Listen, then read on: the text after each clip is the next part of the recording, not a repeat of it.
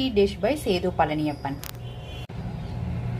இன்னைக்கு திருச்செந்தூர் திருநெல்வேலி சைடு உள்ள ஸ்பெஷல் ரெசிபியான திருப்பாகம் தாங்க பார்க்க போறோம்.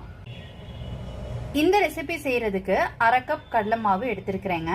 இந்த ரெசிபிக்கு யூஸ் பண்ற எல்லா இன்கிரீடியன்ஸையும் ஒரே கப்ல மெஷர் பண்ணி எடுத்துக்கோங்க. எடுத்திருக்கிற கடலை மாவை சலிச்சிட்டு எடுத்து வச்சிருக்கிறேன். கடலை மாவு எடுத்த அதே கப்ல 1/4 கப் முந்திரி பருப்பு எடுத்திருக்கிறேங்க. அதை உடைச்சு போட்டிருக்கேன். இதை இப்போ பவுடர் ஆக்கிக்கலாம். ரொம்ப எண்ணெய் ஆகுற அளவுக்கு பவுடர் பண்ணிக்கிட்டுறாதீங்க, கோர்ஸா அரைச்சி எடுத்துக்கோங்க. எடுத்து வச்சிருந்த கேஷ்யூவை பவுடர் பண்ணி எடுத்துக்கிட்டு இருக்கேங்க.